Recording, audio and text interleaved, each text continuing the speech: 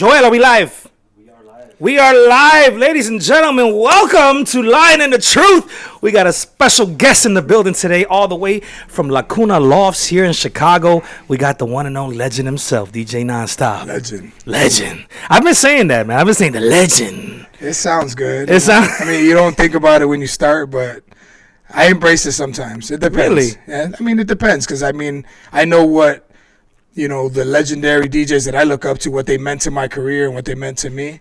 So when somebody says it, sometimes I get offended depending on who it is. Yeah. Because I feel like it's sarcasm. Really? But sometimes there's actual people who, like younger DJs, that actually look up to me. Like I influence them. Yeah. So it's like me, Hot Mix 5 passed it to me, and I want to pass it to them. I love that you mentioned that. The Hot Mix 5 passed it to you. Talk about that. No, I mean, not literally. They didn't give me anything.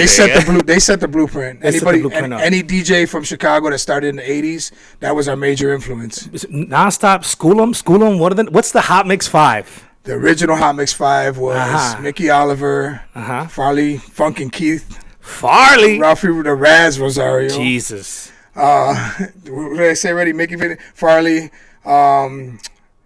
Scott Smoking Sills, and I'm missing one. Mickey, Ralphie.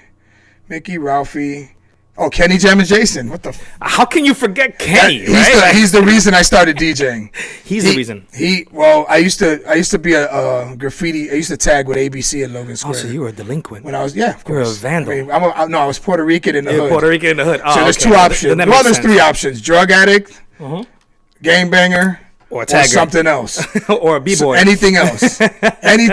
Okay. And being that I love music when I was growing up, I grew up around my mom. Always cleaned the house listening to music and a variety. Did she listen to La India and all that? Fania no, and Ray Ruiz? La India wasn't it. It wasn't around at that time, right? La India could have been my mom's daughter. She listened to Ruben Blades, the Fania All Stars, Hector Lavoe. Big shout out to Ruben Blades. And then Donna Summer and Smokey Robinson. So I got everything. It jumped from era to era, artist genre to genre. It's just however she felt that day. She's cleaning the house, and I was home with her. She played music, and it was just I loved music. I loved it. So it started like that for me. So I got into breakdancing with my friends in the neighborhood, actually by Armitage and Kimball. We used to break right on the corner. Armitage and Kimball. Yeah. I know exactly where that's at. Yeah, so there used to be where that fruit or Cermak. Oh, yeah. It used to be a closed up. Yeah, it used to be a closed-up gas station, so we used to bring a plywood there and break dance. That gas station was hot as hell back in the day. I remember. And we used to play video games at Tacos Garcia, which is still there, which is crazy. That's like nuts. Still there. So but that's how it started. So you started back. What year would you say that all this started? Popping off for you. As far as getting into music, I know obviously you've had a pull with your mom. Your mom, she inspired a lot of the different type of genres and your love for them. But when do you think you started getting into the music scene itself? I got deep into music when I was 15. You're 15. I mean, I was 14. I already wanted to DJ. My mom got me some turntables, two different ones. Okay, so at 15 years old, you already had your Oh, yeah, no, at 14, between 14 and 15, I had that. Okay. That was already, me and my partner, Rick, we wanted to DJ, and my mom had a good friend that had showed me his DJ equipment prior, maybe like 2 years before that, and I tried to DJ on it, and he was an older dude that just kind of DJ'd as a hobby. Yeah. So I remember he had turntables, so when I told my mom I want to be a DJ, she reached out to him and he wasn't using them anymore, so he sold them to her. Okay. So that was my first set, and one had pitch and one didn't, but it was, that was the beginning. So what's the brand? Do you remember the brand of the first? One of them I don't remember because it was a standalone with no pitch control, but the second one, which was a Techniques, it was a Techniques SLB 101. So you still remember it had roll pitch. And then the records, because it was belt drive and not quartz like the 1200s. Bro, you're really technical right now. I'm just saying, for the audience. I love that. Picture a belt drive. It's the motor stops. It pulls a belt. Okay. So when you let it go, it goes. Yeah. So I had to stack like a ton of plastic under the record. I had to learn how to like smoothly get the record thrown in without. Right. It was like really a test. That is true. When I got on a 1200, when I finally touched 1200s, I was just, oh my God, it was smooth. Yeah, I didn't have to try. It just worked. My hands were steady by then. So you got your first set. You obviously start feeling the actual the technical differences between a cheap set versus and that's actually one of the questions I was going to ask is what is the first set that you had, and when you started making a little bit of money doing it, or when you realized this is something that's going to be a little more serious for you, what was the tool? What was your tool for the profession? Okay, so The story's real simple. I love DJing. I listened to the Hot Mix 5. I recorded Kenny Jam and Jason's mix one day. I went to a record store in Logan Square called Disco City. I lived in Logan. Disco City. I went over there to buy records. I bought every song. After I found out the names of each song, I bought every song that was on that mix, and I copied his mix until I could do it where my friends couldn't tell if it was the mix of his or mine, blend wise. That's how I learned how to blend. Right. So while I'm buying records at Disco City, that's my local record shop. There's a guy back there selling me records, and I knew all the DJs in Chicago because I used to read flyers religiously. Right. I want to be a DJ. I want to know who the fucking DJs are. Right. I want to know all their names. And Logan Square DJ that always popped up was Lugo Rosado. His name was on everything Logan Square. I live in Logan. Shouts to Lugo Rosado. I'm tagging in Logan. I'm breaking in Logan. I'm living in Logan. That's my DJ. Right. So one day the guy's selling me the records, like, yo, you DJ? You buy all the good records, you know? And I'm like, yeah, I'm learning. He's like, yeah, I'm a DJ. And I'm like, yeah, really? He's like, yeah. I'm like, what's your name? He's like, Lugo Rosado. And I almost fell out. I almost collapsed. Get out of here. Because I'm like, oh my God. And that was the second time I met somebody in something I wanted to do that was already, to me, a legend. Yeah. And they ended up sending me through my path. The same thing happened with ABC. Out of here. So Lugo's like, yo, you want me to be like, I want to, see how you mix. I want to help you out. He wanted to take me under his wing. Right. And from there, I met everybody. Bad Boy Bill, Julian. Yeah. He took me to Pinky's house. Pinky was the guy that used to do the Great Battle of the DJs at the Pan American Fest. Oh, I remember the Pan American Fest. In Soldier Field. It used to be in Soldier Field. So Lugo was going to be in the battle that year, and we just walk in Pinky's basement. First, we're watching movies in Pinky's house. Yeah. He had a big-ass pull-down screen, like the movie screen that you pull down. He was one of the first people I seen with the projector. Oh, yeah, the projector. We were watching Police Academy something, one of those movies. We were just laughing, but we go in the garage. What happened to movies? Remember those Police Academy movies? Yeah, funny, man. Yeah. But we went into his garage, and he was literally painting all the banners that they hang on the streets between the poles. By hand. He was doing all the work. So Lugo's like, yo, what's up, Pinky? This is my friend Mario, Nonstop, Nieves. He's a DJ. He goes, oh, you're a DJ? He's like, I'm looking for a DJ to open the Pan American Fest. He's like, are you interested? I'm like, how is he? It's like 3 hours a day, and you just DJ, and then when the battle's ready, then they go on. I'm like, hell yeah, I'll do it. I wasn't getting paid a dime, but I went over there and I DJ'd and I did well. Yeah. And Pablo Gonzalez beat Lugo. Pablo Punkout Gonzalez beat Lugo in the battle, and Pablo was one of the city promoters that used to throw a lot of parties. So he reached out to me, and then he came to Schurz to pick me up, and he offered me. Shout out to Schurz. Anybody from Schurz? Shout out. Everybody listening from Schurz. He offered me. To be on his team, and he's like, yo, I'll give you, $50 to DJ a half hour. Back then, that was a lot of money. Yeah, that's a lot of money. But he hooked me up. He didn't, he looked out, and I started doing his parties. Then I would go to Pronto Printing on North Avenue, right before Costner, or a few blocks in. Yeah. That's where everybody made flyers. Yeah, I was gonna say those are the Technicolor flyers when they were like violet and white. Sometimes my name was this way or that way or upside down. Like they did a lot of shabby shit, but they were they're legendary. They just had old school printing. But I met all the DJs from the South Side in there. Mm-hmm. I met so many DJs, and I became friends with so many DJs that I started getting gigs all over the city. And that's where the name started getting proliferated. And I could scratch. I practiced my ass off. I'm glad you brought that up. That's actually going to be my next question. So one of the things that I find amazing about DJs is, there's a very select few that really know how to get behind a turntable, right? Because the Seratos, you got all this software that allows you just to one button mixing basically. And I think it's a true DJ. You guys like Boy Genius, the guys now like Boy Genius, like a cousin Metro, guys who can really scratch. I think that's a lost art form. And it's almost like MCing. Like when you see a lot of these rappers who are killer lyricists. You know what I mean? But they don't have the name out there for themselves. Maybe not. I feel like there's like this. There's certain milestones you have to hit, and to be a DJ, I feel personally like scratching is one of them. And when you talk about scratching in Chicago, your name is synonymous with being some of the best scratching. It was some of the best scratching in history. I have my time. We all have our time. To me, as a lost art, it's not. What it is it's different. Club DJs are different from turntablists. Now there's labels. There's turntablists out there that can scratch their ass off, and they can walk in a club and destroy it too. Play songs, and they don't have to be on the mic. All they do is just talk with their hands, which is my motto. You know what I'm saying? And they're still out there, and they're on tour right now. Jazzy Jeff and DJ Scratch are doing an actual DJ tour, all vinyl 45 tour, on a tour bus. I like that. So and those are legends, and they should be getting paid because if there's guys out there that are making songs 100% and getting millions millions of dollars to perform a year, those guys deserve to be around as long as they want to be around because they paved the way. So it's not a lost art; it's just separated. Yeah, mainstream DJing. There's a lot of DJs like myself. Well, Metro's my cousin, and he's at another level.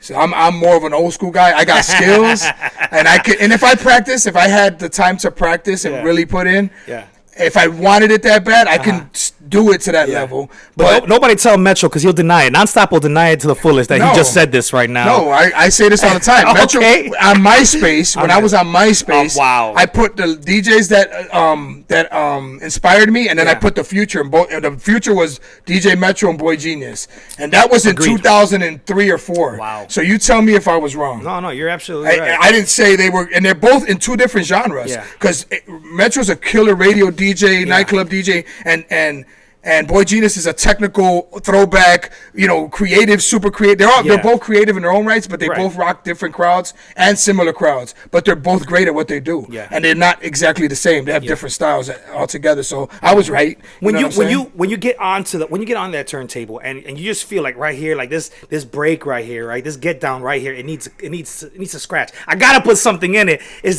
What's the motivation behind it? Is it just I'm gonna show these people what's up, or is it the creative side in you? There's nothing about scratching that's simple. Even if you're dope at it, something has to make you. It's like dancing. If a song comes on and the beat's dope, you want to fucking do a hell of oh shit.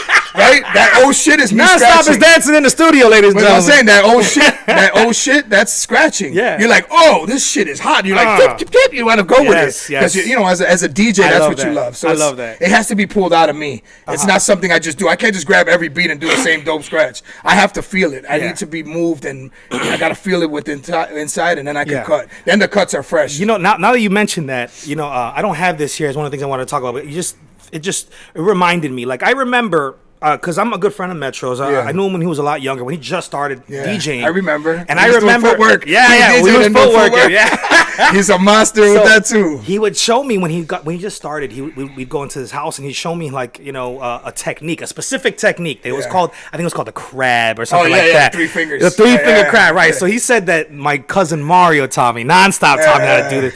And I could be wrong, of course. I mean, I know a crab. The technique itself has probably originated from somewhere else. Yeah, it's from New York or from it's from Cali. I don't know. Right. I heard it from other places. I would probably, I'd have the gall to say that Nonstop was probably the one that perfected it here in Chicago. I haven't heard anybody. Maybe. I haven't heard anybody with that. I don't know. I don't know, and I would never claim that. Yeah. But I was definitely one of the people that showed it to Metro. Yeah. And certain people. Boy Genius heard me and Boogie. Yeah. Like, so we influenced a lot of the guys that were great. Right. That are great now. Mm-hmm. But I can't say we brought it. I could just say we were also bringing it. It's like you can't break a record if one DJ's playing it. All the DJs have to play it. So maybe somebody on the south side was doing it, and the other DJs heard it, and my friends from out there that could scratch. And we heard it on the radio too. Don't get it twisted. Bad Boy Bill could scratch. Yeah. Bad Boy Bill. Like, he did scratches that we all learned. Do you practice them in your head before you do them? Do you? Were you like driving in the train, on the bus, I got it for you. When I was learning the crab, and I couldn't get these 3 fingers to move in sync like they were supposed to, I would literally lay on my bed at night and I would go like this on a sabana. Because you hear and when I could go brah, brah, brah, brah. You heard it here first on Line of the Truth. Nonstop use the sabana to perfect the crab scratch. I used to use my stick shift when I would stop at lights. Because I had a stick shift, and I would do it on the stick because I'm trying to get that the perfect 3. You know what I'm saying? I learned it and I was really good at it. Amazing. So amazing. But if you really love something, you work hard to get it, right? For everybody not watching right now, Nonstop just pointed Offset to his wife. Oh, that's nice. Hey, so I gotta say it, man, because at a very tender age, when I was in 8th grade, none of my friends really listened to house music. All my friends were listening to the stuff you hear on B96, basically. Sure. I was listening to B96, but when they were doing the dance party at the the Coca-Cola dance mix. So I was always taking the dollar store cassettes, and I was putting the tape on the top, or if I had a cassette, I'd tape on the top and record over, and I'd always record the DJ sets, right? Yeah. It was always Bad Boy Bill, Tin Spinning Shomer, Mark Ski, all these guys, the B96 guys. Yeah. And the songs, I still remember them to this day. And, like, even around my friends, I feel like I can't connect with my friends sometimes because there's some songs that hit. You know, like for example, what's that song? Wiggle it, just a little bit. Like old school house, hip house. White Knight. You know, a lot of these old school songs, and one of those songs really, really, really hit me. It was that was 90s though. That was 90s. Yeah, that was right after. For me, that was like, okay, so house was hot in the 80s, but freestyle was hot too. Yeah. TKA. Yeah. That's where K7 came from. For sure. You know that, right? K7 came from TKA. So I got to give you the story. You got to school me now. Okay, for those of you guys who are watching and listening who don't know, DJ Nonstop here was a fundamental portion, right? What is it? Like what, a quarter of it? A third? What is the number of like of how many? K7? How many guys were there? There was 5 of us. There's 5, so I don't know what that number is. 3/5. Yeah, it doesn't matter. I was a part of it. You were a part of K7, something very special, right? We're talking about house music. We're talking about R&B, freestyle, and how it originated and proliferated in Chicago. How it hit the charts, and we just ran with it. K7 is like you're in that conversation of how it proliferated. Well, I could tell you how it started. Yeah, please. I went to DJ at the Riviera with Sly Hula Hula Fox, and I was already a fan of TKA's. I used to play all their stuff, and I went backstage with him to meet him because I was a fan. And I met them, and they were mad cool, and they were like, yo, you look like you could be in the group, and this and that. And they would joke around, and their manager was joking around, like, you know how to sing? And, I was like, oh, shit. So maybe like 4 or 5 months later, Sly was going to New York, and they flew me and Sly out there to hang out. Right. So we went and stayed out there. Sly Hula Fox. Yeah. Right. Okay. So we went out there, hung out with them for a little while, and then we hit it off, man. We became friends, and then they offered me a gig to, like, you want to come on the road with us and be like a roadie, set up mics and shit. Oh, okay. They knew I was a DJ, but they didn't know what kind of DJ I was, so we never really, like, I was thinking, okay, maybe I'm going to stop DJing and maybe I'm going to start performing. My thinking was maybe I'll do some TK type stuff. I don't know. So I did many shows with them, and then they were getting ready to record. Actually, they were talking about breaking up. They were breaking up the group at the time. Right when you started. Right around like maybe a year or 2 into me hanging with them. That's what that's what happened.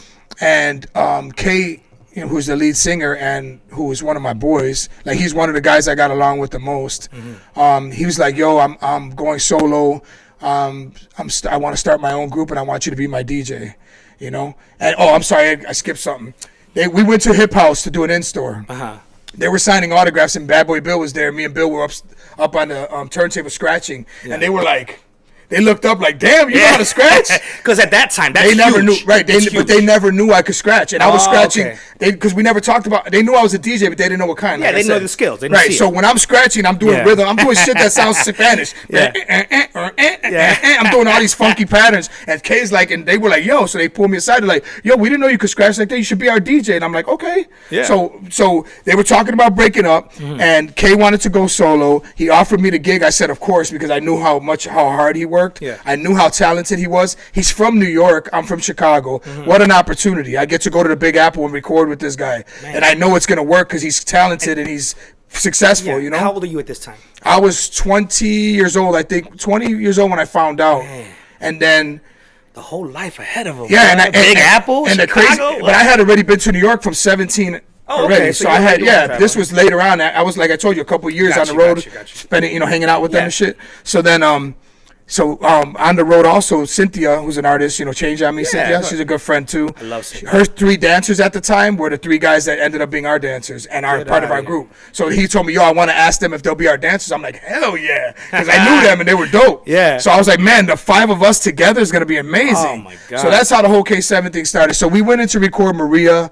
Originally, we were going to put that on the K7 album, but they decided to do the most beautiful name I ever heard. Maria. Yeah. So was that K7? That was TKA. That's TKA. But right? that was their last song. I was going to say, wasn't that the song Maria? Yeah, that was their last song. That was going to be on our album, but they decided to make a greatest hit so they could do like one last tour and they could all make some good money and then break. You know what I'm saying? Yeah. So they did. K was like, cool, let's do it, whatever. So we did Maria, and then I ended up doing scratches, simple scratches, but scratches. I did a siren, and then we threw in the Chaz Jenko. Wait, how did that scratch go? One more time. I'm just trying to remind you of the song. It was just a simple siren, but I used to do it live, and I used to change the pattern. Oh, I see what you're saying. The siren. I had a record that literally went, and I would just chop it. But when I would do it live, it wasn't on the track. I would go, You know, I would do different shit. So it allowed me the chance. Even when he does it with his mouth, I get chills, bro. But it just allowed me a chance to flex. Because now everybody that knows the song knows it goes da, da, da, da, da, and now I'm giving you different variations. It's like when you hear somebody live and they do ad libs. Yes. You're like, oh, he's adding to the shit. So it shows what's live. So it was good for me. So that's how that started. Then after that was over, we were recording the K7 album. Yeah. And then shit, it was a struggle, man. It was 92, man. I would go to New York. We were broke. You know, I didn't have money because I wasn't DJing parties. I was just hanging there trying to get this album done so we could get on the road and make money. So we would go to Kay's crib in the Bronx and we would we would practice, rehearse. Yeah. Then we would go and run a few miles together to get in shape every fucking day. So this is like disciplined, artistry. We knew how we wanted to look and we knew how we wanted to feel and we knew what we wanted. You know, image. First of all, we're 3 Puerto Ricans and 2 Dominicans. Damn. In 93. You know, your wife is here. I'm sure you guys did a lot of Bible study, right? It was very wholesome. Like, there was no real experiences, right? Like, 5 good-looking, not at all, cut up guys, you know. The point was, go ahead. We wanted to be what we envision. We envision other people, like, you should run for president. That's some good deflection right there. Saying, it's not a deflection. That's ludicrous. I'm not going to run with a fake story. I'm not going to do that. We don't need to talk about that. But go ahead. But anyway, I'm just saying, like, we started touring and we did a lot, and I found my voice because I was a DJ that, you know, I worked with my hands. I never talk. I'm not a guy that likes to talk a lot on the mic. Maybe a couple birthday shout outs, but the whole, you know, the way DJing is now, where you talk, you shut the music off, then you start the song again, like that kind of vibe. Play it back. Yeah, that shit. Yeah. I mean, I don't mind playing it back, but I'll do it on beat. You know, I'm not gonna stop the whole song and then let everybody stop moving and then hit another song that's completely different. It's just, to me, it's structure. You know, I'm very structure orientated when it comes to DJing. But anyway, so I found my voice because I had to do bounce. Come on, bounce, everybody, and all the little throw your hands in the air, all that shit. So it was really good for me. The live show must have been sick. Oh, it was great. Yeah, and it was, and I really found my voice because we were on tour with R. Kelly and Salt and Pepper. Get out of here. Back in the 90s, but it was right after 12 play. So wait, what was the song back then that he was it Bump and Grind? It was Bump and Grind. It was Bump and Grind, right? We were on tour, Salt and Pepper, R. Kelly. We were opening for them, and we did the whole U.S. and then we had to go to Canada. And Kid Capri was the opening DJ on that tour, so they brought flight case for him with turntables. So I would use his shit when we went on. Did you ever chill with the artists that you guys were on tour with? Like, you know, we played basketball with R. Kelly. R. Kelly, I hear he's a good player, but I hear he's a baby too. I hear he's a fucking crybaby. I hear he cheats a lot. He's a crybaby. Fall.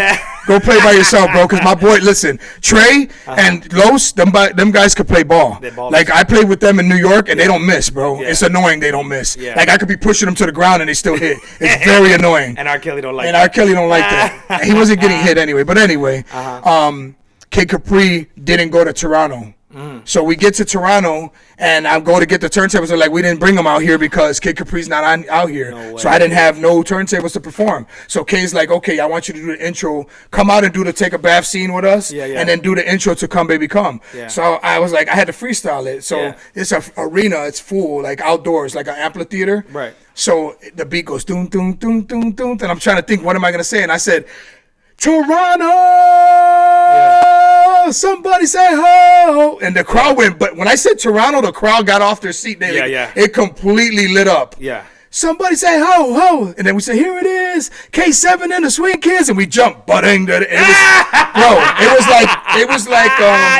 was like my most popular, happiest moment of my life. I always remember that. I will never forget it. I have a lot of those, but that moment, that's when I realized that my voice was powerful, that I could rise the crowd. So everywhere I went, I would do that now. I'd be like, Chicago, or I'd do anything. We did the B-Bash, so it gave me the opportunity to step in front of the turntables and be kind of a hype man. You're finding your voice at this point. And try to be like a hype man. You know, I learned if it wasn't for K7, bro, the DMX thing would have never happened because you know that it's just everything matters. You know, on my path. Yeah. So and that's full circle right here. I mean, obviously K7 from K7 to DMX, you have some years in there. What are those in your terms? Right? Are they lost years? Are they years where you're honing your craft? Are they years where you're?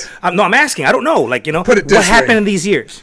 these years were the crucial part of my career. Absolutely. So what happened in 97 was when we really stopped. We were working on another album, and then we decided not to do it. And then I was just tired of being away from home, because I would come back to Chicago after a couple months and I'd feel like a stranger, because I hadn't been around and people are living and doing other things. And yeah, but amongst your peers, you must have been. No, of course. Oh my God, it's fucking Nonstop. Yeah, but you don't want that. You don't want to come back home and there's like, oh my God, yo, this is Nonstop. Yo, you know K7. You don't want that. You just want to come home and you're like, I just want to be with my boys, play basketball. We'd be playing ball, and girls would stop and people would stop and dudes like, yo, let me get it. You know, not that there's anything wrong with that. No, I get what it's you mean. just when you're doing it for 2 months and you come home, all you want is that love from your family and friends without the fanfare, you know? Right. And that's fine. I got to experience it. It was great. You know, I was young. I got to experience it. But that wasn't fun. But in 97, or right before 97, and I didn't tell you about my graffiti crew, but ABC, Berto B-Boy, the B from ABC, he was reaching out to me. We were good friends and we hung out a lot during my DJ career.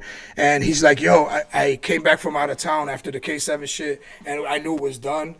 And he's like, I said, you know any hip-hop parties? He's like, oh, there's a dope one at Elbow Room. It's Jesse De La Peña, your boy. It's Pumpin' Pete. I said, what? So I wanted to go over there. And another thing, this is something I'll admit. When I was doing the K7 thing, because K7 blew up and they were considered like dance hip-hop, in the hip-hop community, it was hard for me to survive a little. They loved my style and my tricks and all the shit I would do, but it was almost like I was a pop DJ. So I felt like I wasn't completely accepted or respected as a hip hop DJ because my shit was more dance and happy, which was fine. Nobody was gonna stop me. So from 97, we're talking what, like Das FX, Redman, Wu-Tang. Well, So like a lot of the underground New York was coming up. Black Moon, Smith and Wesson, everything was out already. Nas was out already. Like Nas and all them came out. Biggie came out when we came out. So Wu-Tang came out when we came out. So there, you know, Onyx, those were all like hard records, and we had Come Baby Come. Ours was Sex. Ours was Sex, you know. So it was just different. But everybody in hip hop loved K. Everybody respected him because he was a b-boy before. He hung out. He was a Zulu Nation, Africa Bambaataa, and them. They loved him, bro. We went on tour with Grandmaster Flash and the Furious Five because we did Arsenio Hall and Melly Mel from Furious Five. I remember that. I remember you guys did. I saw the video of that. Yeah, he was sitting next to me on the plane. He's like, "Yo, you guys are dope." I was like, "He's like, I want to take you guys on tour." I said, "All you got to do is talk to K." We went and talked to K on the plane. Like when we were able to stand, we walk over there. He's like, "Yo, and we went on tour with them. It was dope, great experience." That's amazing. But you know, so I went to the Elbow Room that night, and it was just everything I wanted to hear, bro. Real underground hip hop, DJs that I already was cool with, and I knew they had skills. So it's like I knew what I was gonna hear. Right. But not to that extent, bro. It was like a soulful, weed smoking, Afro vibe. Yeah. It was just such a dope vibe, and I saw Jesse, and he's like, "Nan, what up?" Hugs me. Pete's like, "Yo, oh my God!" And then that's when I felt so welcomed because they were like, "Yo, we've been following your career, bro. Oh, we're so proud of you. We're so happy." Awesome. And I'm like, damn, these are my guys, you know? And then Jesse's like, anytime you want to DJ here, come through. I said, I'll DJ tonight. Wow. You know, or next week, I think it was. It was a Monday night. So I told him next week because I just came to see. I didn't know. Yeah. So then I started DJing with them and we started doing the Blue Groove shit. Then we did the Double Door where we did open mic nights on Monday. And that's where I learned how to fuck with MCs really good. Take out the music, bring it back in, you know, just vibe with the artists a little bit. Okay. Which when I met DMX became the single reason I got hired. You know what I'm saying? Okay, so talk to me about that. So you're so from 97 on, you're coming back home. You came back home, right? You're honing your skills again. I'm doing underground parties. Doing a lot of underground parties, right? You're getting into hip hop, right? So what's the moment that these two sparks meet? What I mean by I started working. For those guys who don't know, we have who doesn't know Nonstop, official DJ of DMX, the dog. So when did you guys exactly those two flashes? Okay, so my dream as a DJ was always to be on radio. The K7 thing, TK, that was an accident, but it was great. Yeah. But the ceiling I had set for myself as a DJ was I want to be on Chicago radio, like the Hot Mix 5. Right. I want to be one of them. I want to influence a generation. You know what I'm saying? Absolutely. Of DJs that just love it. So between the time of me doing the underground stuff, me and Boogie started linking up again, and we were talking about being on the radio. Like, you know, I had all the commercial records in my crate. I'm like, I'm going to make a mix. I did this Club Banger mixtape. I'm like, I'm going to play all the shit I would never play. Yeah. And then I'm going to throw some of the shit I would play with it. Yeah. And I made 1,000 CDs, real CDs, printed. And, bro, I sold out in like a week and a half. Holy shit. And I was selling them at $10 a pop. So you did your mixtape? Yeah, it was a mix. It was a mix, a real CD, the first one of the first CDs. Okay. And I gave 10 to each of my boys, and they came back every day to get more. Holy shit! And it just became this phenomenon. I miss that shit, man. I miss too. that era of because music. That's when you know your shit's hot. Hell if they wouldn't have sold any, I would have tried something different. You would have been like, I said, I'm gonna, because you know this is what happened, bro. Yeah. I'm DJing with Jesse and Pete, and we're doing underground, and the club's full of women and guys, and everybody's drinking. And as soon as that happy hour shit's over, and the clubs, they know the clubs, the Uchiwali clubs, I call them, because that was the song that I hated at the time. The Uchiwali club. And they would all leave and go to the hot party because it wouldn't be hot till like midnight. So they'd stay with us for like half the night and then they would leave. So they get their drink on and their vibe cool. They get cheap drinks. Warm. Then they go down to Wrigleyville or they go somewhere else. And the parties were popping, bro. And Mello used to throw them parties, yo. He had Mello. Them Mello? Yeah, them shits were popping, bro. Yeah. So I used to go to those too to see. So I used to listen to the DJs, and some of them were good, but some of them I'm like, I could do this shit. Yeah. So that was the trigger for me. Yeah. So after I made that mixtape, I'm like, this is what I want to do. I want to get on radio. Yeah. So, Chicago radio, impossible to get on. Dude. Politics. So I got on Jello from Shrewd. You remember Shrewd, marketing and promotion? Well, they used to do marketing and promotion for all the majors, Def Jam, Bad Boy. Okay. They used to lace me with records all the time. He had a connect in Milwaukee that was Doc Love, and he DJ'd on KKV out there, which is a clear channel station. And he's like, yo, I gave him your CD, and he loved it, bro. So we had a meeting, and he's like, yo, I want to put you on the radio every weekend. I was like, woo! So me and Boogie had a conversation. Like, Boogie was trying to get us on with Julian because he was hanging with Julian Perez a lot. And we both said, okay, if I get Milwaukee first, I'll get you on there. If you get Chicago, you get me on there. So that's basically what our deal was. I just happened to get on radio first, so Boogie started DJing with me in Milwaukee. Mm-hmm. And I would literally drive to Great America every Friday and Saturday night to hear my mixes because I couldn't hear them from the house. Wow. So I would drive to Gurnee, park up at a gas station, turn the radio on, and hear my mix to make sure I like what I hear. Yeah. I'm analyzing my shit. I heard it at home, but now I'm listening to it on the air. Yeah. Does this sound good? Are the scratches tight? Is the acapella blends tight? Right. That was just being a student. I'd be in sweatpants, dirty-ass shirt. I was home all day because I used to work and DJ. In his pajamas and shit. Straight up. I would just leave the house, messy hair. Came out with the chanclas. Basically. Right, I got you. Because it was just to take a ride to hear my shit. So nice. Eventually Julian was leaving B96, and he told Boogie, I'm starting a team on KISS. And Boogie's like, you got to put Nonstop on it. Julian really didn't want me on the radio at that time. He didn't think I had the skills. Yeah. He's like, I'm not sure. I don't like, sometimes his shit's off key. Like, and he had a legitimate beef if he thought that. That's fine. But Boogie's like, bro, so it was between me and probably, I think it was Flipside at the time. Wow. But Flipside was closer with Speed. Yeah. And I was closer with Boogie. And Boogie was already going to be on the team. So Julian was like, yo, first of all, Boogie told me I made it first. Yeah. But then Julian called me. He's like, "Hey, bro, I'm gonna put you on the radio." Yeah. And I was like, "Man, it was like it was like crazy, bro. Crazy. It like changed my life."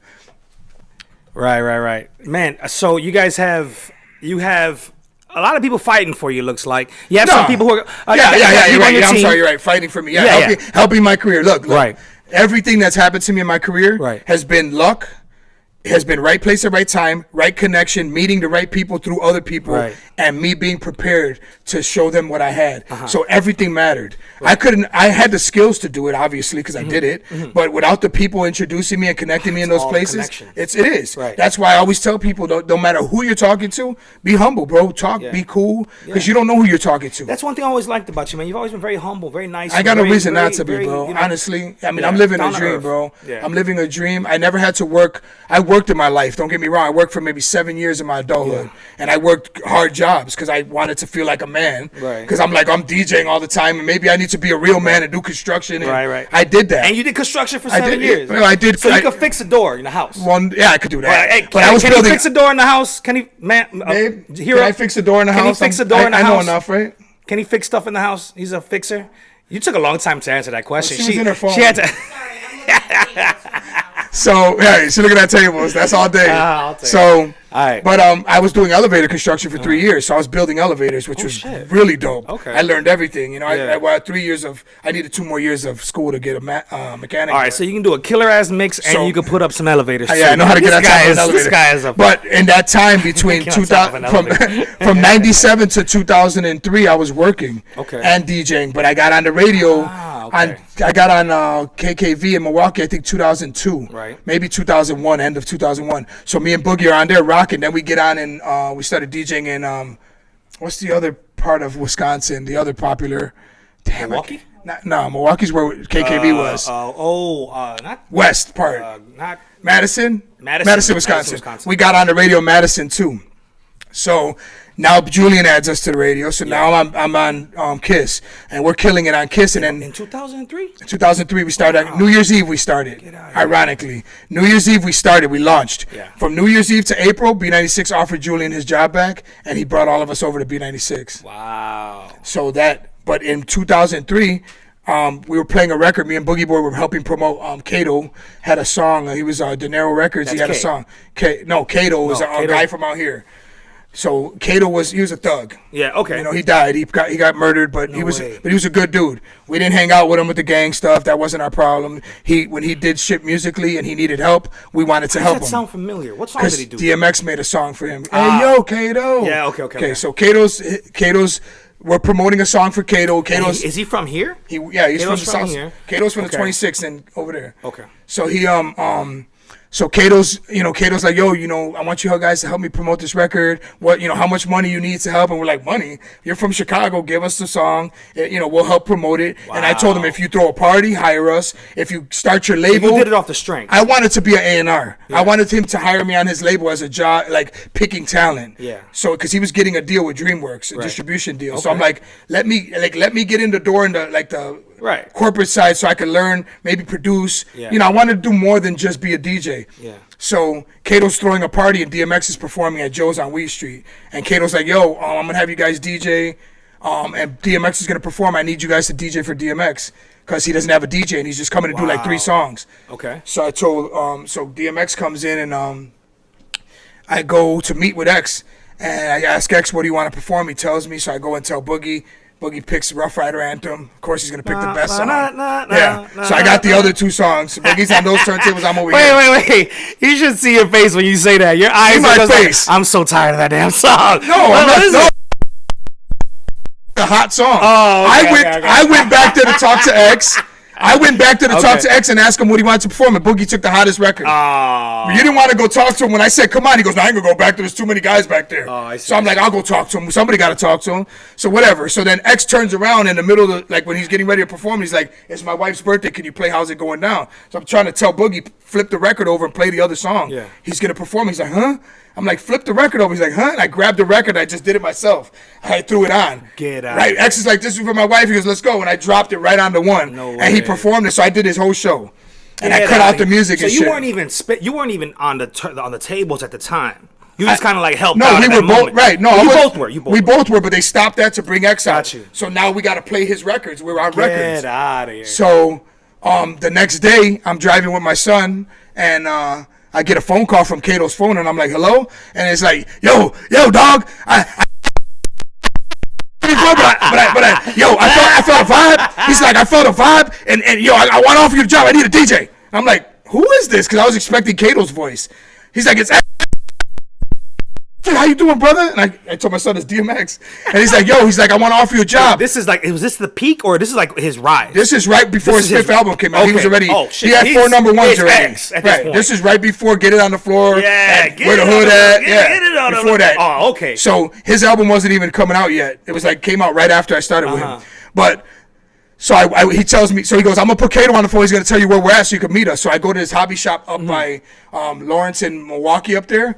And I go inside and he's like, I don't have a DJ. I like the way we rock. He's like, I got to go on tour overseas. I got 20 shows coming up. Yeah. He's like, I'm going to pay you the amount. And I'm like, oh shit. Because I was doing elevator construction. And I was making like $1,200 a week after taxes, 401k, everything. I was making money. That's good money. He offered me that per show in a 3-week span. Yeah. I'm like, I'm going to make that from now to the end of the year if I stay in elevator. So I told my boss I need to take a withdrawal from the union. Yeah. And if and my boss was like, take a withdrawal. And your boss was cool with it. Yeah, he's like, like, no, what he told me was, you were in K7 and one of his favorite groups, obviously, which was really cool. He's like, if you signed this CD, you could do it. Yeah, my boss used to be like, come, baby, every time he saw me. He was a super cool, he was a young dude. He was a young dude. He was a young dude that worked at Otis. His father was a real famous elevator, like everybody liked. Yeah. And he was just as... Shout out to that guy who gave Daniel. To Daniel. Yo, he was a hard-working, good natured dude, bro. He didn't take no shit. He was funny, but if you worked, he was your boy. That's good. So he's like, I asked him what I should do. He's like, you were in K7. He's like, you used to sit up on the building and talk to me about what if you got on the radio. You're on the radio now. Yeah. He's like, anybody here would kill to go on the road again. Wow. He's like, go do that. And he's like, if you come back and you're on the bench, I'll hire you. You're a good worker. That's insane. So he gave me the confidence that once I was done with the DMX shit, he would hire me back, so I'm not losing nothing, I'm gaining. Yeah. So then I told him, I said, I appreciate that, I'm going to do it. I said, but I'm never coming back. And he said, oh, really? I said, bro, remember how many times I kicked myself in the ass after K7 that I didn't keep doing shit? Yeah. Like, I got an offer to DJ in New York on Hot 97, I didn't do it. No way. Yeah, as a guest, but I still didn't do it. Why not? I just was scared to DJ live on the radio because I had a lot of, yes. all my records like, motherfucker, I didn't have cleans and all that. I was just too worried. Yeah, I get you. And I was sick of being in New York. I missed home. So it was like a lot of factors, and I don't second guess it now because I like where I went, but whatever. That. It wouldn't have happened that way. Right. So, that's how that all started. And 16 years later, we're still doing shows. So. 16 years you've been with X. Yep. 16 years as of August. As of August. So we all know, of course, the trajectory of what happened, what ended up happening with X. Like, has there ever been times where his offstage stuff, the stuff that you hear on TMZ, the stuff you hear online and in the news, is there ever times where when you saw that you were just like, man, oh my God, what the fuck are you doing? All the man? time, You're messing bro. with my bread, like, well, or maybe not even. It wasn't so much the bread. Okay, I do it for money. I love it. Who doesn't, right? I love it, but the stress.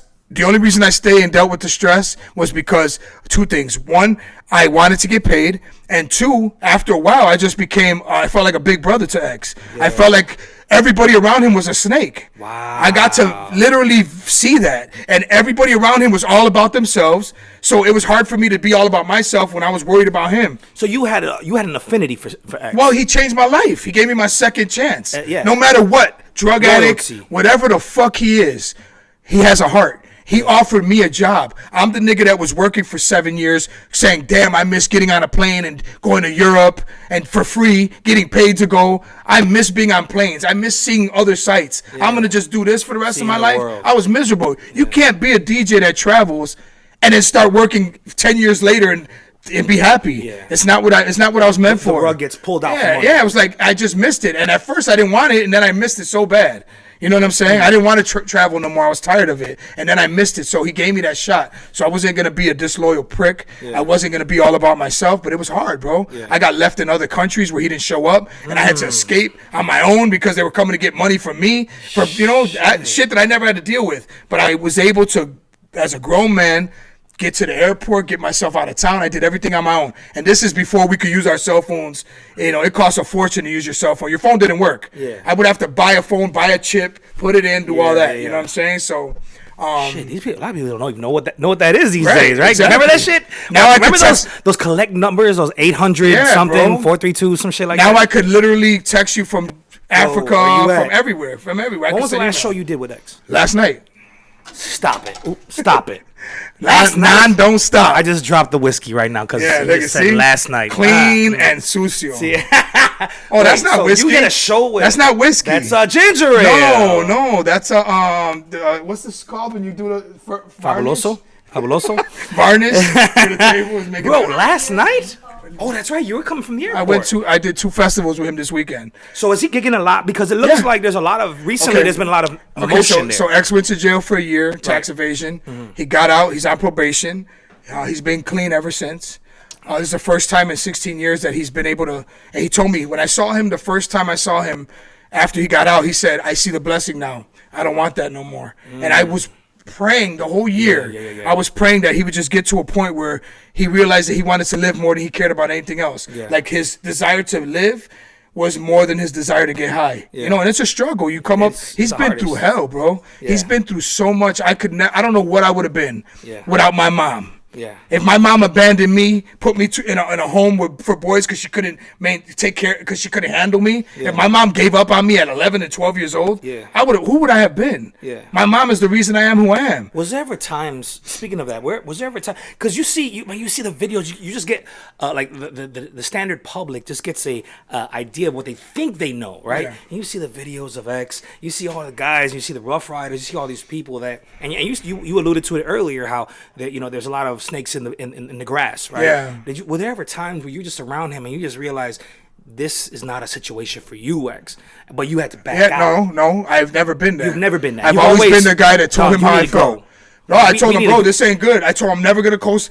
I talked to him one day where he was late to a show, and I knew he had gotten high. And I'm like, yo, what are you doing, bro? You were good. Like, because he stopped, and then he started. And he's like, no, I'm good. He's like, I only do a little. I said, a little? Damn. I said, I'm not going to co-sign a little. Yeah. And he always respected me. Like, we're like brothers. You could say we're brothers. Yeah. And we fight a lot because I do everything right, and he does everything wrong. I do it easy, and he does it hard. Yeah. I'm 8 months older than him, so I have a little more, I was raised a little different. I know his struggle, but I always try to be the voice of reason. And I never bullshit him. Yeah. So I think he respects me for that. Yeah. It sounds like you've always been real with him. That's all I know how to do, bro. Yeah. That's all I know how to do. And I told them we were on a private jet going from the festival to another festival this weekend. Yeah. And it was our first time in years since we did a BET BET that show that they used to do, man. I forgot what it was called. BET? Yeah, like when the artists would perform and Roxy was hosting and Bow Wow. Yeah. There was I forgot the name of it. Oh my god. But we went to do that shit. It was like the TRL version. It was a 5 o'clock thing. Yeah. Well, we with Bow Wow.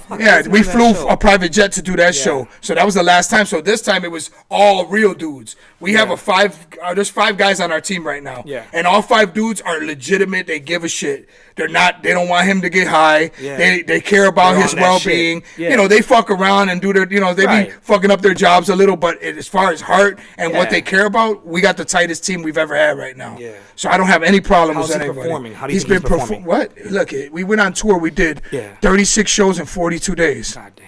Me and him, and I'm on the mic just as much as he is. I do every background of his. Okay? We fucking did 7 shows a week on that tour. He was never late. He did 3 shows in one day. He did Coachella, flew on a private jet to do a show, get there on time to do a show with us. Yeah. He had a fucking party in the morning, a party in the afternoon, a party he showed out. When he did that tour, it was a 20-year anniversary of his first album. Yeah. When we did that, his price tripled because he was reliable, and all the reviews from his show was X is destroying it. Yeah. X is fucking phenomenal. Oh my God, he was trending hard. Yeah. So he just signed a deal with Def Jam. Would you say that now life is going to change again? I think I'm cautiously optimistic. Yeah. I see that this is the longest he's been clean, and awesome. I see that he's doing amazing. Bro, he's doing everything. He's doing movies. I'm so excited about that. He's working on movie stuff. He gets scripts all the time now. Yeah. He's got a deal with Def Jam, so he's working on his album. Nice. He did a soundtrack with Rick Ross for that new TV show on Hulu, or that series about Harlem. What's his name? What's that dude's name, man? I forgot his name, but it's a new, like, it's about Bumpy Knuckles, or one of those guys, one of those Harlem guys. Yeah. What's his name, man? Like the Frank Castle and them. The other guy, the other drug dealer. Yeah, one of them drug dealer legends. Bumpy something. Yeah. So I think it's Bumpy Johnson or something. Yeah, something like that. So he did the soundtrack for that. They're filming a video this week. Yeah. He's just working, bro. He did Hip Hop Squares. Man. He's been showing up. Hip Hop Squares. Yeah, he did Hip Hop Squares. Hey, I saw Hip Hop Squares not too long ago. That shit was hot. Fire. Yeah, he did that. He did a GQ spread. He did some shit for GQ. How's his health? Is he looking good? He looks skinny again, but he's healthy, he's clean. So it might just be from, he's just active. X got ADHD, 3D, 4K. WD-40, HDMI, he got all the acronyms. He likes the 8K right now. When 4K's out, X is 8K. X, man, if you're watching this with your boy, with your brother, man, we want to let you know, Chicago, we love you, man. All right, so how about favorite city to play? What's your favorite city to play, man? Besides Chicago, I mean, I can't say that. My favorite place to play is probably, it's got to be somewhere where X doesn't know a lot of people, because New York, there's 1,000 people backstage. You can't enjoy it. I don't know, man. I think overseas. 106 in Park. That's the name of the show. I don't know how that happened. Yeah, I don't know how that happened. I'm getting 106 in Park. I'm getting old. I'm forgetting. Always happens that way. But anyway, all right. So somewhere he doesn't know a lot of people. Somewhere where he doesn't know. The United States. Like, what is that? Like, when you go there, he's like, man, I love going to this place. It's hard because there's a lot of good ones. Yeah. I think it's just anywhere that he gets a lot of love. I remember a time we did some festival in Texas, and it was all white people and young kids, and they went bananas. Poland. We performed in Poland at a B-boy festival. No way. They said the average age was 16 to 23. There was 7,000 people out there, and they didn't stop moving the whole show. Bro, every time the song started, all you saw was. Bro, they don't have a stop button. Bro, they were crazy. So I just anywhere where we could do a show and the crowd's real receptive. Yeah. Yesterday in Atlanta, Atlanta. 5:30 in the evening, 95 degrees, sun beaming on the crowd.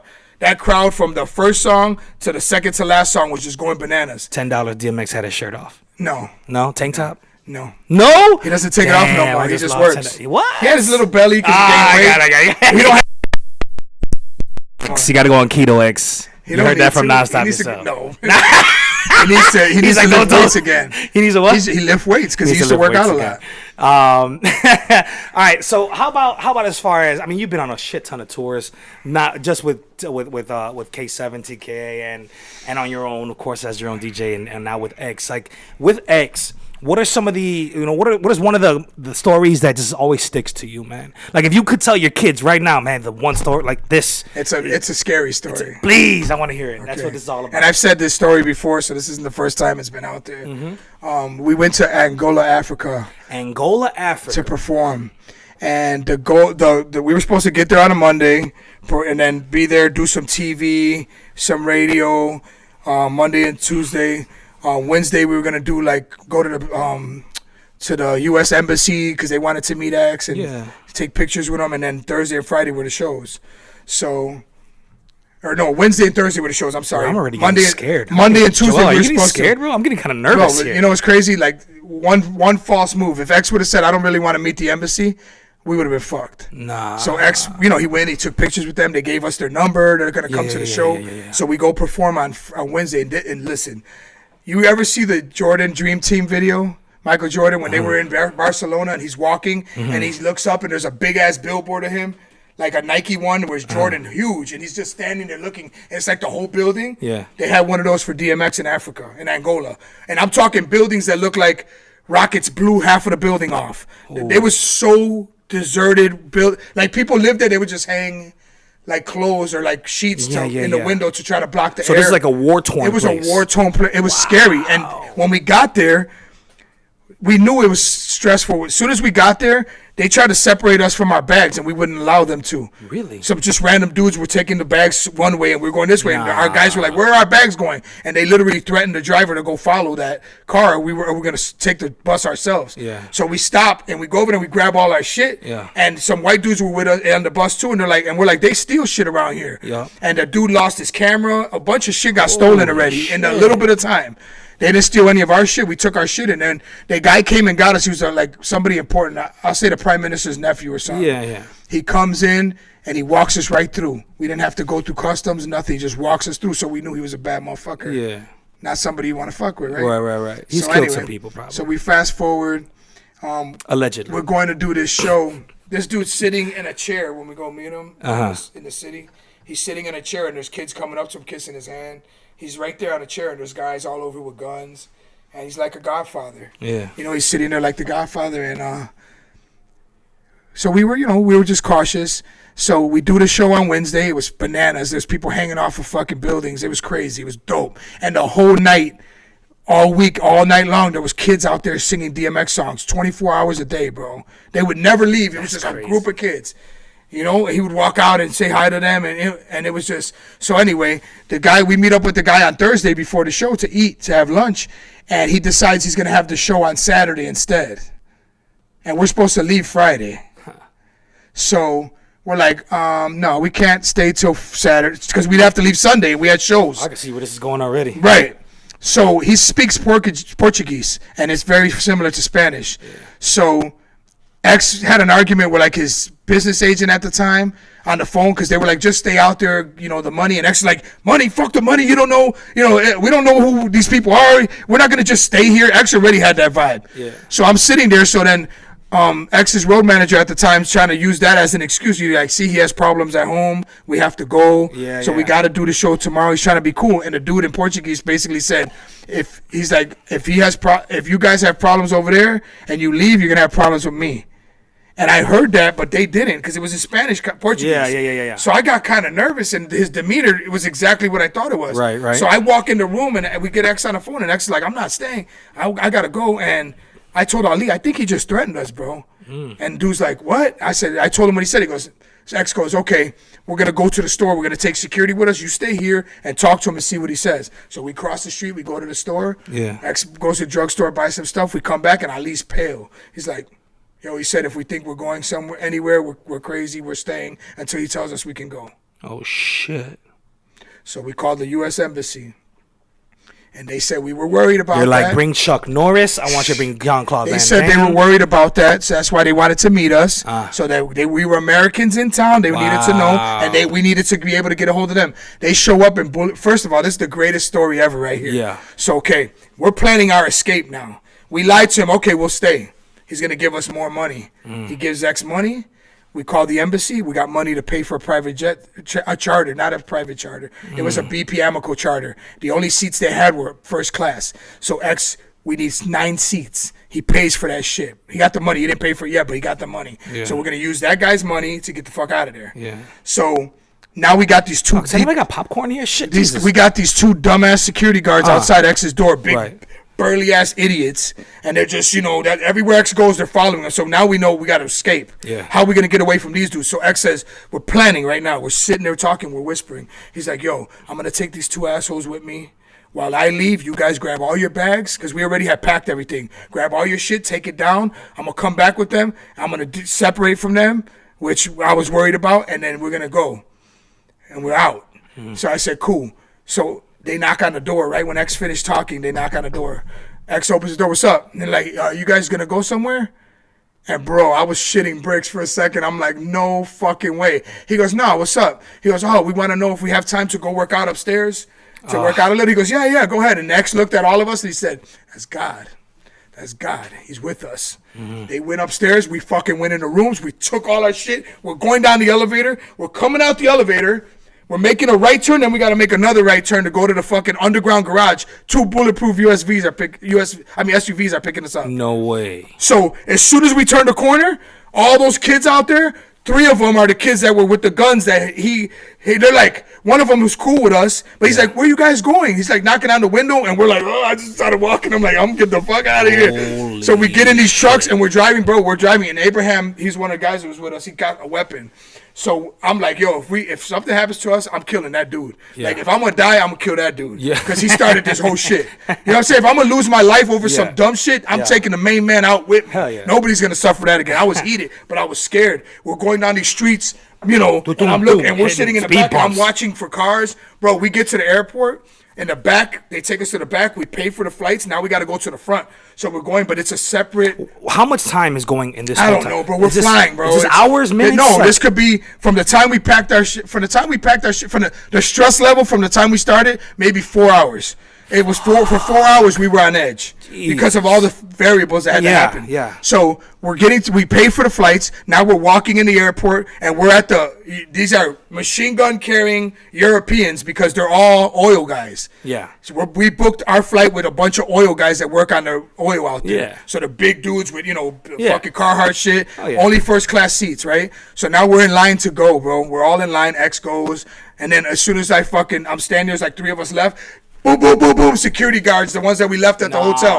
Yo, Ali, I need to speak to you. Ali, I need to speak to you. No way. And I'm like, oh my God, bro. And I'm worried. Die. So then they come in and they try to walk, and the European dudes are like, you can't come past here. They knew it. Yeah. Like, that part's off limits. Yeah. That's where the money's at. You can't fuck with them. Right. So we get on the plane. So now we're getting on the plane, bro. These guys are there. All of them start showing up one after the other. And all I'm thinking is they could shoot us out of the sky if they wanted. But, I'm thinking crazy. Yeah. Worst case scenario. We get on the plane, bro. We fucking sit in first class. We're nervous. One of the guys calls Busta Rhymes because he's supposed to be out there like in 2 weeks, and he's just letting him know, this dude's going to be heated because we left with his money because he threatened us, and maybe you shouldn't come. The plane takes off, and until we were up in a decent amount where I couldn't see nothing, I felt safe.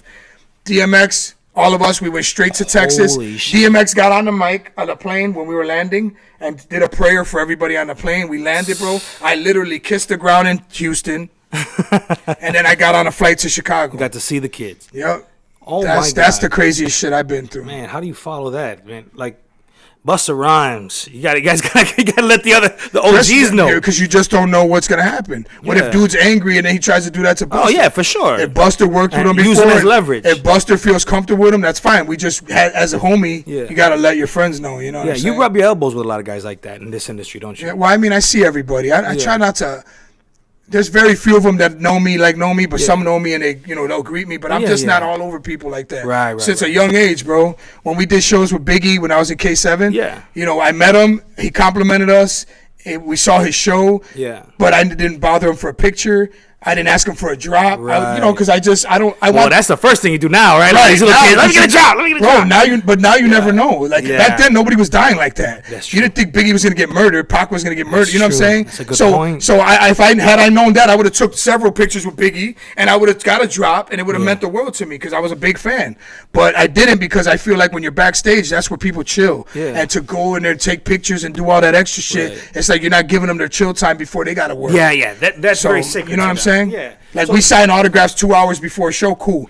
After a show, cool, but not right before you're going on stage. You know what I'm saying? You think you've ever been poached by another artist? Like, hey man, you're doing a great job with DMX. I want you to come rock with me. I want you to come do my set. I had offers before, but since I've been with X, I had some offers to work with local rappers that were popular. Yeah.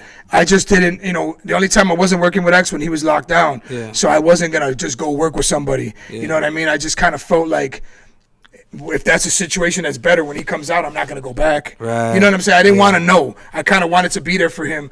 This is what I was praying for this year. Yeah. For him to be with 2019. Him to be clean. Whatever year it was going to be. Okay, I see. I just was praying to see DMX where he was happy. He's got a great personality. I wanted to see him like this. Healthy, happy, joking, annoying, but sober. Yeah. He drinks. Cool, but nothing else. Yeah. None of that strong shit that was fucking him up. You know what I mean? Right. Nothing that was making him miss shows. Bro, we were on stage at 7 o'clock at one festival and 5 o'clock at another. We did 3 o'clock at one festival. We've been on stage so early, and he's always been on time. Yeah. These festivals, if you don't get there on time, they'll cut you. Yeah. He used to get to the venue, and he want to stay in the dressing room and chill out for like 2 hours. Before a show, even when he was late, he don't do that anymore. We get to shows if we have to go on stage, he does it. Right, he's so professional now. It's the best. It's the best I've ever seen him. That's the best situation to work with. Right? When somebody's now I feel good because all the things that were bothering me are gone. So now I can go to work and come home to my wife and kids, my family, and be good. So aside from the year, 16 years now with DMX, right? How many of those years, if any at all, I mean, how involved are you, right, in the production of the actual music? Because obviously he has some heavy hitting production. Right? Have you ever thought about getting into it? Yeah, I've talked to because they're working on an album now. Yeah. See, I'm not a producer. Yeah. I'm not gonna claim to be. I've done additional production on a lot of shit that you've probably heard and didn't even know I touched. Yeah. But additional production is just that. Yeah. I hear a song. If I think I have something that'll make it sound that much better, I'm gonna give it to you. Right. I've done that. So my conversation with them was, when you guys finish the album, I want to listen to some of the songs and see if I find some that I could remix and make them different than how yours is, but hot, like maybe a club record or something. So I'm gonna try my hand at that this year or whenever the album's done. That's right. Now I'm trying his hand at the production side. I want to hear that so bad, it's similar to but it's similar to what I do on the radio, right? I grab an acapella, I throw it over a different beat, and that's production, right? Yeah. It's not my beat. Well, you're a curator. Right. DJ's a curator. There's sometimes when I hear a beat and I'm trying to make a certain sound and I just can't make it because I'm not doing it myself. Right. So I'm grabbing a beat that I like certain parts of, but there's parts in there I don't like, and that's what sampling is, right? So I'll take out what I like and I'll take the vocals and I'll make my shit sound the way I want it to sound. Make it your own, Right. So that's what I'm gonna try. So is that the direction of Nonstop's career right now? Well, that and my younger brother's got a ton of music. I'm gonna be recording with him. I'm gonna try to get him out. Your younger brother, what? Tell us about that. My younger brother, Maneuver 13. He's Maneuver 13. He's an older man, but he's a young man to me. Yeah. He's got dope ass production. He does production. His boys do production. He's got a super deep. He was born on the same day of DMX. They have the same birthday, just different years. Interesting. But he has the same type of thought process. He's very deep.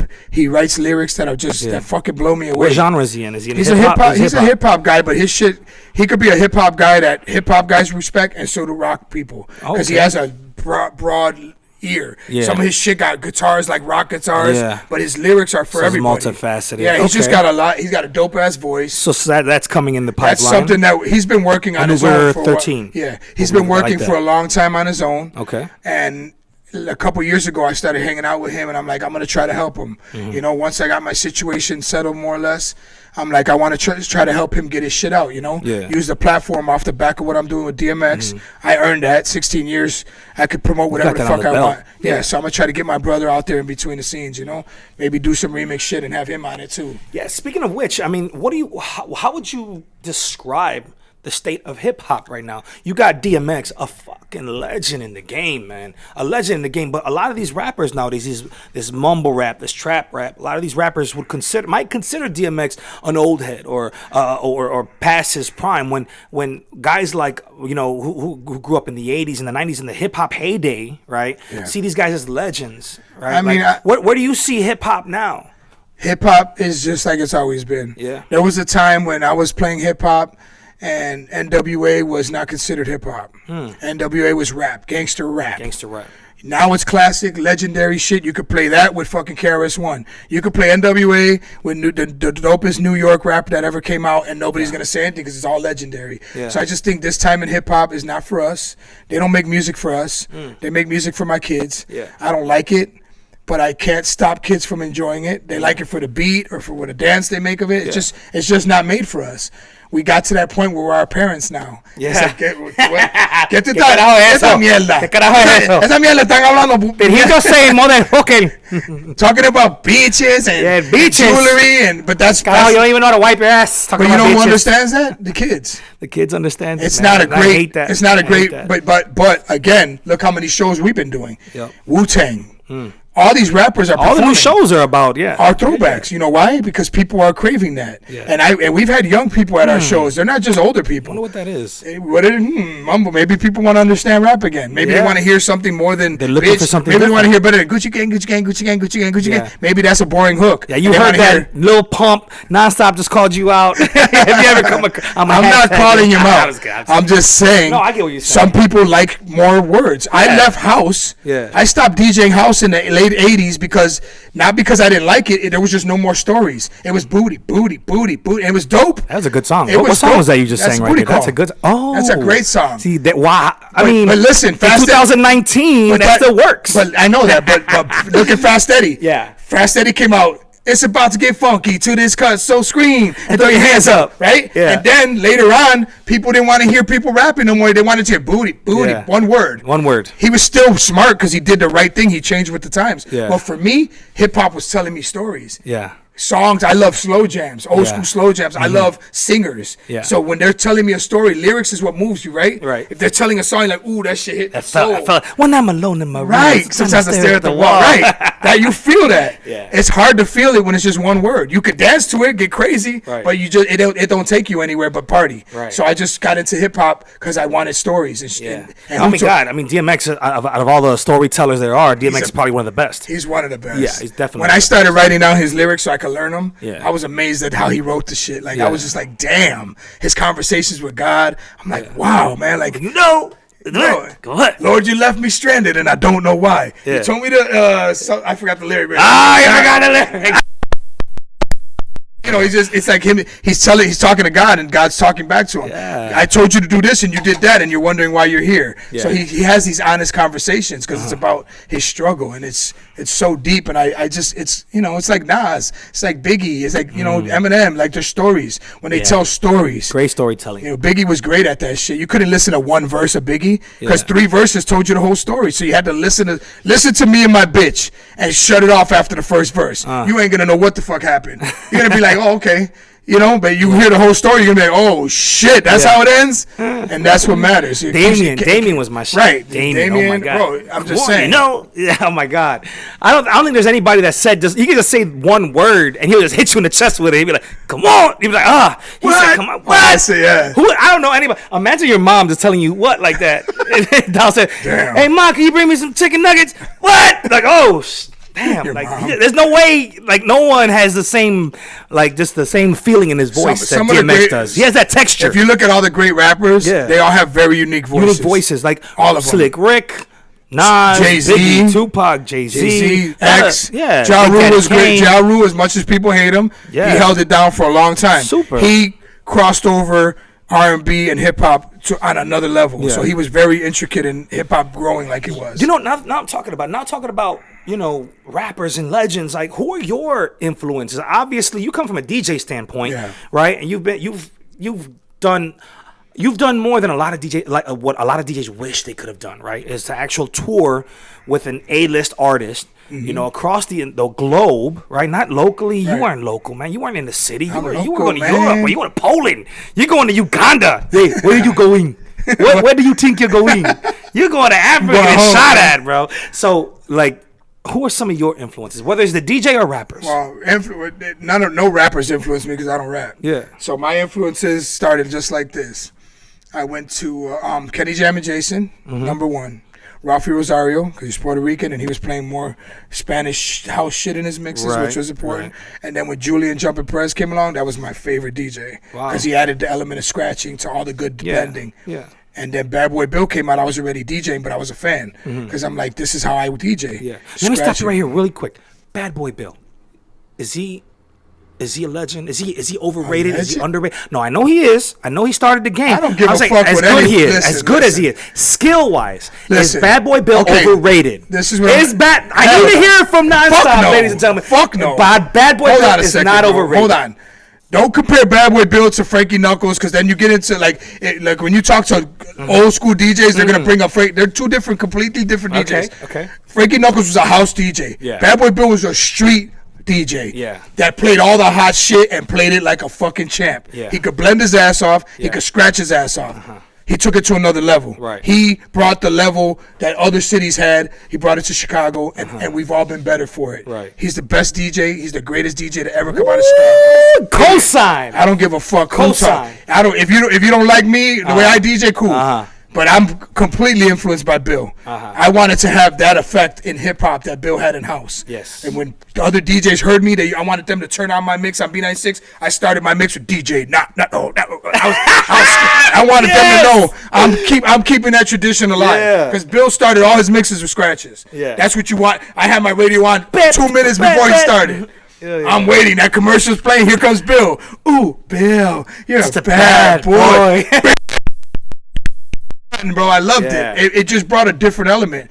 I don't know a DJ on this planet, unless they just can't, that doesn't want to be dope at scratching or doesn't want to be able to do that shit funky. That's the icing on the cake of DJing. DJing is about blending and putting two songs together and making it sonically sound great. But when you can scratch too, that just adds that edge. Someone needs to copyright that shit. Nonstop just said it. DJing is what? I didn't know. What? He just said it. Blending sonically. But it is. It is. It's how you. It's how Paris people. Hilton. She's DJing now, man. Not now. She was DJing before. You got She was. How long ago? 6 months. 2010, maybe. I just saw not so maybe she's still doing it, but she was doing it like. Yeah. For a while, like consistently, I was like, "Alright, Ja." All these. Alright, Ja.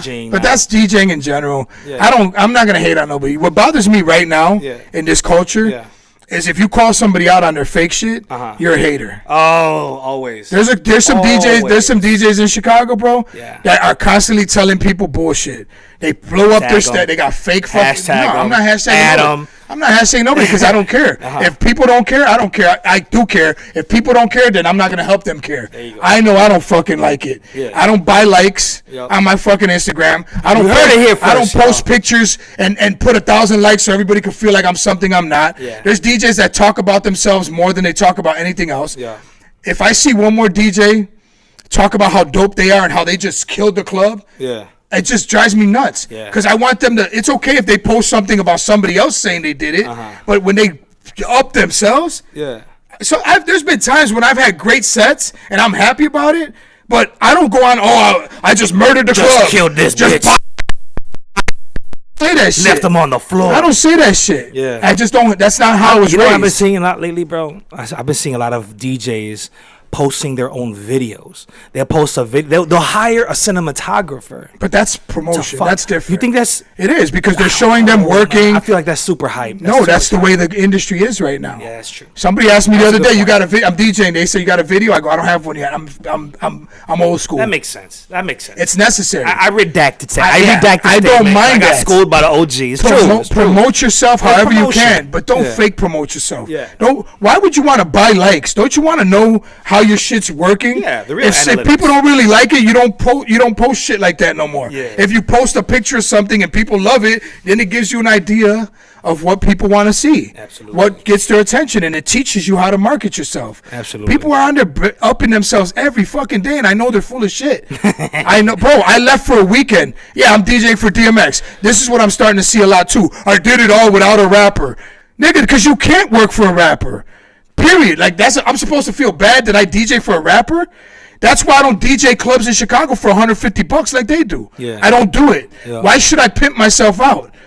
Why? Yeah. Clubs are selling bottles of liquor for $250, $350. They won't give a DJ $200. Yeah. $250. You ask for $5. They're like, what? Yeah. Bro, I used to get paid $600 an hour. Yeah. When I started on B96. Different time, I get it. Yeah. Social media, yeah, but it was different then because they had to pay for flyers. Now they don't. Yeah. You got to make one flyer and you post it everywhere, right? Yeah. It's cheaper to promote a party. Yeah, you don't make as much money anymore. That's fine. But you got promoters booking DJs and taking half the DJ budget to pocket it themselves because they want to make sure they leave on the high in case the club doesn't do well. They got that and whatever else they make, and they hire DJs that are willing to work for pennies. When you're first coming up, cool. If you've been in the game 5-6 years and you're still doing take a couple hits. You're still doing bullshit parties. You're still doing the parties I turn down every day. There's a problem there. And I love how everybody talks about. I know who the DJs are that are running shit, and I know he's my cousin, but he's been in the scene.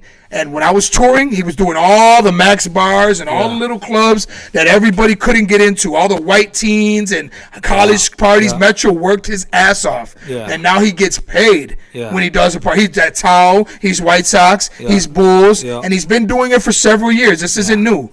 He was on 3 radio stations, or 2. He was on Power 92, and then he was on B96. Is he on Kiss? I don't think so. No, I don't think he was. It was It was Power 92, then B96. You know what I'm saying? So he's worked his ass off. He's on 104. Oh, he's on now. Yeah. I'm talking about before. Oh, okay. So he's on 3. Yeah, he's on 3, and I was on 4. But I know who the DJs are. I know those guys. Like I don't. Yeah, my cousin tells me I'm not gonna do the party because they won't pay me this. He earned it. Right? Good. Yeah, he deserves it. I raised my price recently because I don't want to do bullshit parties. I've been doing a lot of free charity work. Did a back to school, give out book bags thing. Hey, speaking of which, my son's having a birthday party. We need a little DJ. It's charity. I mean, I'm a broke ass Puerto Rican, so I mean, that's not charity. That bottle you had that you were just drinking that you spilled, that's party money for your kid. You see what I'm drinking? Ladies and gentlemen, he's gonna be. Well, you gotta what's you know that's 80s radio, right? He's sponsored by Aquafina. Well, ladies and gentlemen, you guys heard it all here from the legend's mouth himself, DJ Nonstop. Nonstop, man, thank you so much. For just blessing us here with your presence, man. I feel like I'm in the presence of greatness. I got schooled. I got learned it. Mom. You heard, Mom. But that if you don't pass it on, what are you doing, right? Right, absolutely right. Man. We have conversations with Metro all the time. Metro's got a great mind, man, because he's been able to experience a lot in my life too. Yeah. He's seen my mistakes, and he's always been. I can't even take credit for anything he's done. I maybe influenced him, but so did other DJs influenced me, so I could say Bad Boy Bill influenced him, and Julian, and Kenny Jason. So it's just passing it on. His what's the word I'm looking for? His red light was on back then, and at such a young age. I mean, this kid was because you can tell when people love what they're doing versus people doing it for everything else. Yeah. If you got to talk about your clothes as a DJ, your fit, the way you look, all that shit has nothing to do with what you sound like. So true. I'm 49 years old. I don't need you to see me. Just listen to me. I like your jacket, though, bro. My jacket? I really do like your jacket. Yo, you don't know nothing about this. I'm just saying, I like your jacket. Why? I'm not hating on you, You're not in my genre, bro. I wear this. I could wear this anywhere. Exactly. I could wear this. You can wear that anywhere. It works. Jay-Z got one of these. Exactly. Okay? You can wear that anywhere and it works, bro. That just shows how viejo and out of touch you are. I am, bro. Look at me. I got a Static T-shirt on. I didn't know they made these anymore. MTV Static and stuff. Shit. So what can the people expect from Nonstop? You're working with Maneuver. You're working on some production.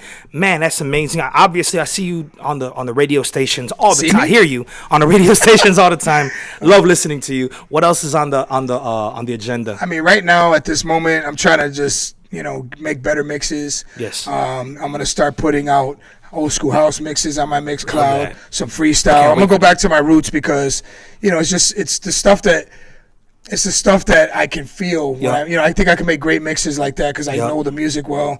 I'm gonna start doing some new shit. New your favorite mumble rap. I like some of that shit. Listen, I'm a DJ. Good again. But I'm a DJ, right? So as a DJ, it's about being able to rock everybody. Everybody. I don't like them. I remember when nobody liked Little John, and that shit was hot. They were like, "Oh, that's not hip hop." Yeah, that's not hip hop, and then it became the hottest club shit ever. Yes. And you're married? Oh yes, I got married this year. This year? Yep, on my anniversary. I met my wife 2016 on 6/9 at a tattoo shop. What tattoo shop? It's not there anymore. It was Chicago State Tattoo. See, they messed up. But I walked in. I mean, everything was right. I like how he's got a hold on. Let me give you the background music. It's just that when I think about it, I can visualize it. So my eyes, they get lower, and I can remember seeing her hair. And as I'm walking towards her, like, damn, I hope her front is as good as her back. In the air tonight. So then I see her eyes, and I'm like, holy shit, they're green. I met my wife in a tattoo shop, and we just fell in love, man. That's crazy. The day I met her, I just knew she was the one for me. That's crazy. We haven't stopped dating since, and we got married on our anniversary. I love that. We haven't stopped dating since, because that's huge. We're on a date right now. You're on a date? We just came to do this. We met. And then our anniversary was 6/9, which is gangster. 69. Hey. I was gonna say it. I was thinking it, but I wasn't gonna say it. So we got married on 6/9 because we're planning on having a real wedding, which we're still gonna do. But we wanted to get married. We've been talking about it for so long. We're like, let's just get married. We bought the house. Right. We bought the truck. Let's just get married. And we know we're gonna be together. And I love her, and and she loves me. And bro, we did everything right. How is she? I'm speaking about her like she's not in the room right now. How is she with the music? Because you hear it a lot. How is she?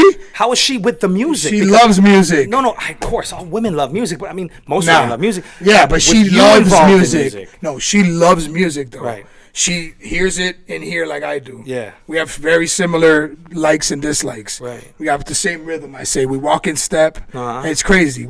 Every time we walk, no matter where we're going, our legs are moving the same way. Right. We stutter, whatever. We still on cue. We just have the same desire. She's a big fan of what I do. She's my biggest supporter. Mm-hmm. She's my voice of reason. She's the person that I could ask the real question. Like I told you, I try to be with X. Right, That's what I got in a wife. Yeah. She it hurts sometimes the shit she tells me because it's true.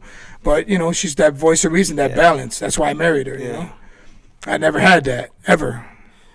I mean, how long has it been? This year, right? I'm sure it was some dating time. We made 3 years. We got married on our 3-year anniversary. 3 years. So we're just passing 3 years. They say after the 3 years when you start realizing who the real person is. Well, she told me after 90 days I survived. You were on probation. She's like it ain't real until it's past 90 days because I don't hang on to dudes that long. Oh, she told you. She was like, I don't hang on to. No, she's like, if you're not worth my time, she knows. She's like, Nonstop is about to have a stop date. Obviously not. Yeah, obviously not. He's still Nonstop. I'm still going. Man, well, I'm happy for you, brother. Thank you, man. Because you look happy, man. I am happy. I love that. All I want in my life is healthy family, a good wife, and to keep working. That's it. Yeah. No matter what I do. I don't need all those things right now are flourishing for you. Yeah, they're all working. I don't need the fame. I'll take the fortune at this point. I'm going to be 50 years old next year. I'm going to be 50 years old, which is I celebrated when I